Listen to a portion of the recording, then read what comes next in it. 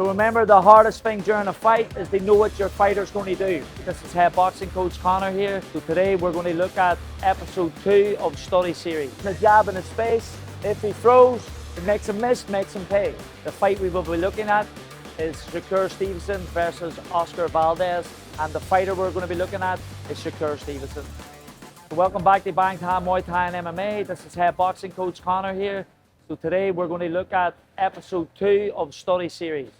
The fight we will be looking at is Shakur Stevenson versus Oscar Valdez. And the fighter we're going to be looking at is Shakur Stevenson. The reason why we're going to look at Shakur is he fights evasively. Evasive fighting basically means he fights at a step range. He's very good at making opponents miss by using pull counters, slip counters, things like check hooks, and fighting on the back foot. But he can also fight on the front foot. So today we're going to look at Shakur Stevenson. So if you like this content, like and subscribe. Also content below any videos we make. And if you would like any more different types of fights seen on, just let us know in the comments below. Okay, so this is part 1 of Shakur Stevenson versus Oscar Valdez. Part 1 is going to be his distance and range management. So the thing that Shakur does very well is that he works at what I like to call a step range maintenance. He is maintaining a step range away from his opponent. What's very good about this is that he has 3 different commitments of his jab. He's an offensive jab where he steps in.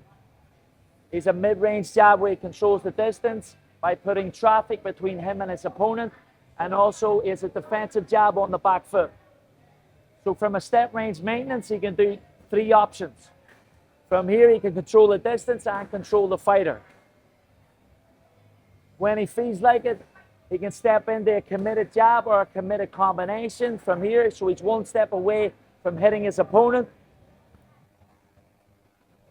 And then the 3rd option is he's on a defensive movement. He's 1 step away from making a miss. So for instance, if Michael was to throw a jab here and he could come back with pull counters, he could also slip counters. He's in a perfect range to make the guy miss and make him pay. So what's beautiful about Shakur Stevenson's work is that he's always ready to fight either on the front foot or the back foot. He lures guys in with his jab by constantly pressuring him. The jab in his face. If he throws, it makes him miss, makes him pay. Or he can just evasively make him miss and exit. For instance, his jab, he throws, boom, and he can move off. If he's not reacting to his mid-range jab, this is where Shakur would usually attack. Boom, boom. And he would come in with a second phase combination. So this is part 1, distance and range management. So this is part 2, pattern change. What Shakur is very conscious of is changing the pattern. If Savvas was to stay in a high guard like this, for me, if I kept throwing straight shots, he's going to be very protected and his defense is going to be very well done. Now what he is very conscious of is changing that pattern. He understands that straight shots lead to hooks, hooks lead to straight, head shots lead to body shots, and body shots lead to head shots.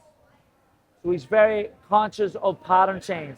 So you'll see throughout the fight, when he's popping the jab, Oscar Valdez is bringing that closed guard in, and he would change to a hook, he would close, change to a body shot, or he would double up and change the pattern.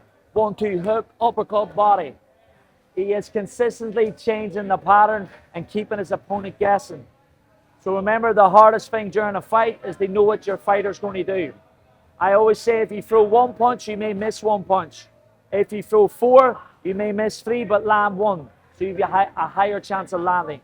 So remember, pattern change in boxing. Straights lead to hooks, hooks lead to straights, head leads to body, and body leads to headshot. That's part 2, pattern change. So part 3 is counterboxing, or just making his opponent miss. So what Shakur is good at is making his opponents miss. Sometimes he doesn't follow up. He just likes to make them miss because there's nothing worse that leaves you as tired as missing shots. So for instance, he's popping the jab, probing the jab. Once he throws, makes him miss. When you miss a shot, it is very taxing on your cardio. All right, so you can slow a fighter down and tire him out pretty quick. And one part of the fight, he's luring him in from mid-range. Once Oscar Valdez starts the approach or starts attacking, he comes in. Once he throws, he does things like the check hook.